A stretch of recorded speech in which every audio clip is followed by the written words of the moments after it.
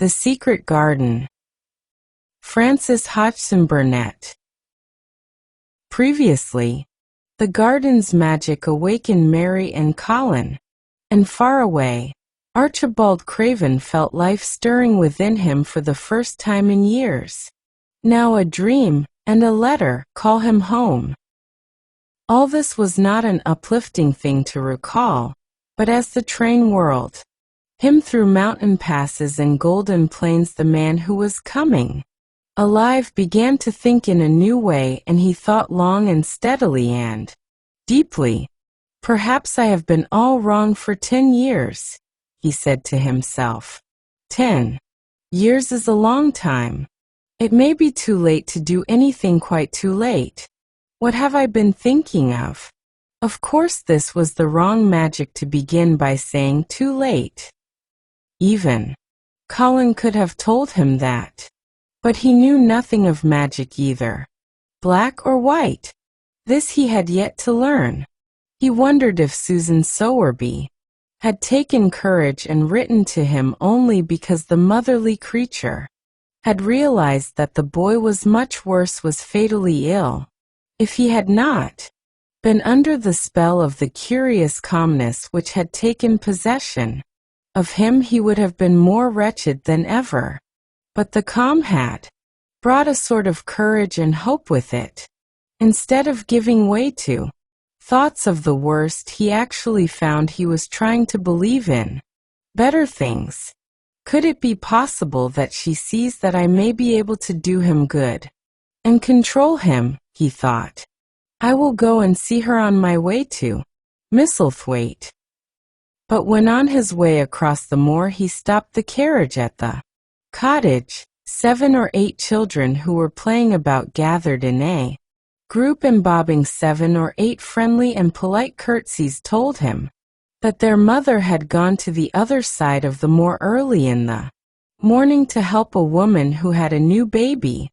Our Dickon, they volunteered, was over at the manor working in one of the gardens where he went several days each week.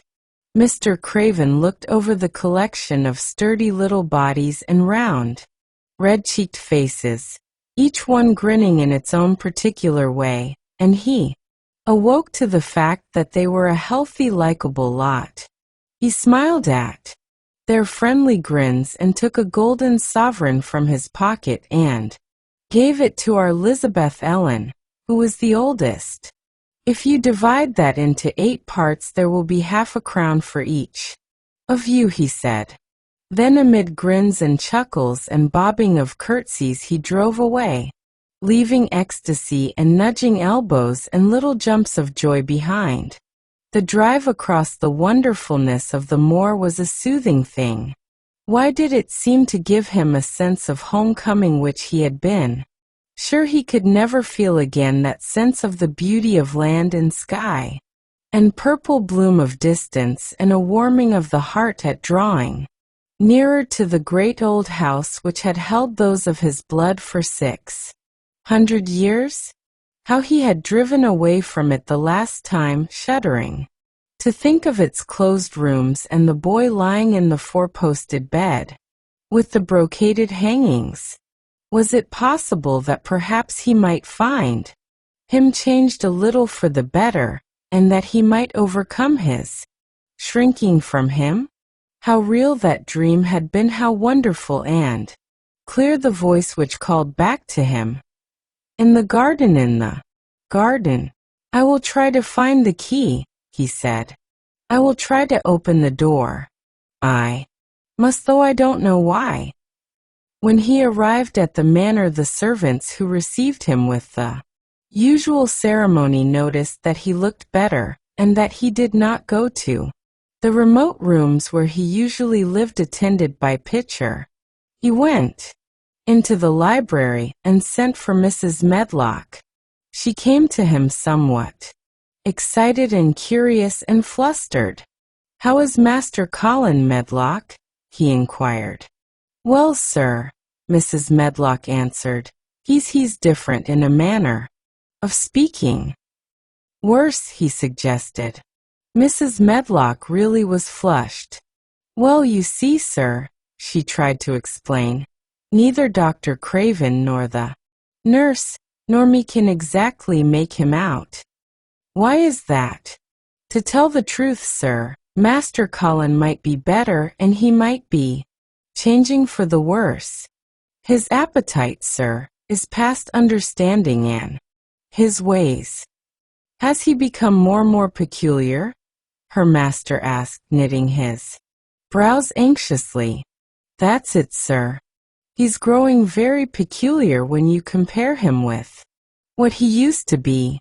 He used to eat nothing and then suddenly he began to eat something enormous and then he stopped again all at once and the meals were sent back just as they used to be.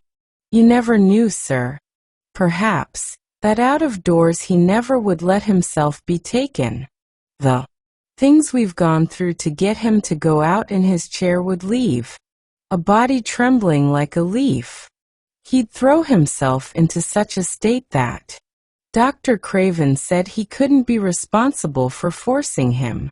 Well, sir, just without warning, not long after one of his worst tantrums, he suddenly insisted on being taken out every day by Miss Mary and Susan, Sowerby's boy Dickon, that could push his chair. He took a fancy to both Miss Mary and Dickon brought his tame animals, and if you'll credit it, sir, out of doors he will stay from morning until night. How does he look? Was the next question.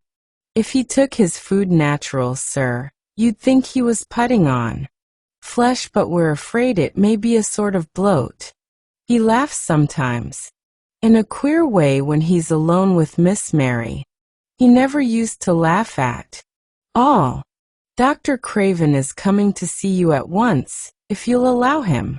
He never was as puzzled in his life. Where is Master Colin now? Mr. Craven asked. In the garden, sir. He's always in the garden, though not a human creature is allowed to go near for fear they'll look at him. Mr. Craven scarcely heard her last words.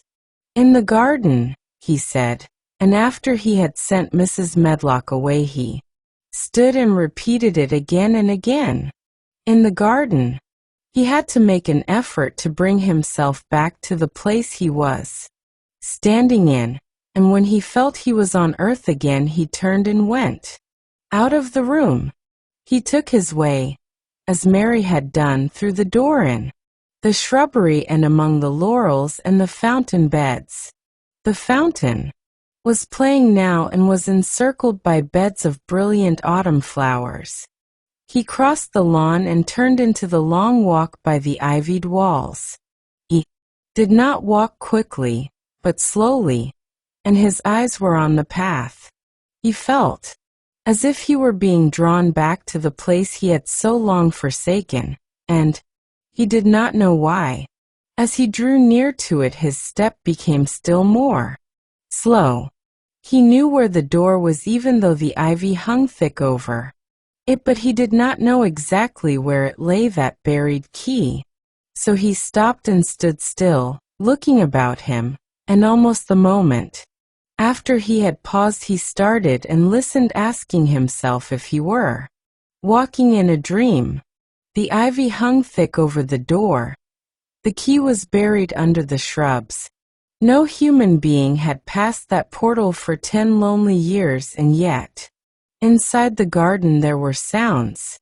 They were the sounds of running, scuffling feet seeming to chase round and round under the trees. They were strange sounds of lowered, suppressed voices, exclamations, and smothered, joyous cries. It seemed actually like the laughter of young things, the uncontrollable laughter of children who were trying not to be heard, but who in a moment or so, as their excitement mounted, would burst forth. What in heaven's name was he dreaming of? What in heaven's name did he hear? Was he losing his reason and thinking he heard things which were not for human ears? Was it that the far clear voice had meant Every dream you have tonight is a seed for a beautiful future. Good night.